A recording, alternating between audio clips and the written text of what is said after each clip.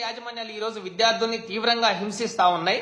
విద్యార్థుల్ని గేటు బయటకు పంపించి ఫీజు పే చేస్తేనే మీరు లోపలికి రావాలి, హాస్టల్కి రావాలని కాలేజీ యాజమాన్యాలు విద్యార్థుల్ని హింసించడం అనేది చాలా దుర్మార్గమైన చర్య.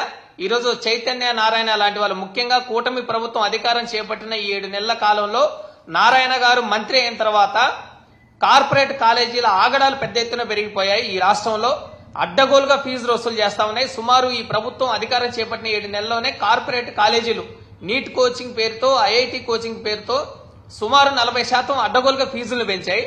ఒకవైపు ఫీజులను పెంచడంతో పాటు ఫీజులు ఇన్ టైంలో మీరు చెల్లించకపోతే కాలేజీకి రావద్దు, బయటికి వెళ్లిపోండి అని కాలేజీల నుంచి విద్యార్థుల్ని బయటికి పంపిస్తున్న సంఘటనలు రాష్ట్ర వ్యాప్తంగా జరుగుతా ఉన్నాయి. ముఖ్యంగా విజయవాడలో గోశాల శ్రీ చైతన్య కాలేజీలో సెకండ్ ఇయర్ విద్యార్థి గౌతమ్ అనే విద్యార్థి ఫీజు చెల్లించలేదని కాలేజీ యాజమాన్యం విద్యార్థిని కాలేజీ లోపలికి అనుమతించకుండా గేటు బయటకు పంపించారు.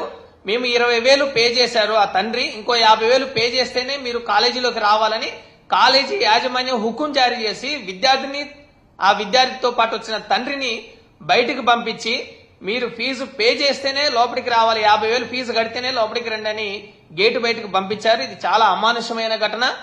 దీనిపైన ఇంటర్మీడియట్ అధికారులు తక్షణమే చర్యలు తీసుకోవాలని వైఎస్ఆర్ విద్యార్థి సంఘం తరఫున మేము డిమాండ్ చేస్తా ఉన్నాం. ముఖ్యంగా ఈరోజు కార్పొరేట్ కాలేజీ యాజమాన్యాలు నీట్ కోచింగ్ పేరుతో 3 లక్షల రూపాయల పైగా ఫీజులు వసూలు చేస్తా ఉన్నారు. ఈరోజు Gosala Sri Chaitanya college NEET coaching student అతను గౌతమ్ సుమారు 2 లక్షల రూపాయలు ఫీజు, ఇప్పటికే 1 లక్ష రూపాయల పైన పే చేశారు. 20,000 రూపాయలు మేము పే చేస్తాము, మిగిలిన 50,000 కొంత టైం ఇవ్వండి అని టైం బాండ్ పేరెంట్ అడిగితే టైం బాండ్ ఇవ్వకుండా కాలేజీ యాజమాన్య విద్యార్థిని బయటకు పంపించడం అనేది చాలా అమానవీయమైన ఘటన. ఇది విద్యార్థికి చదువు నిరాకరించే హక్కు కాలేజీ యాజమాన్యానికి లేదు.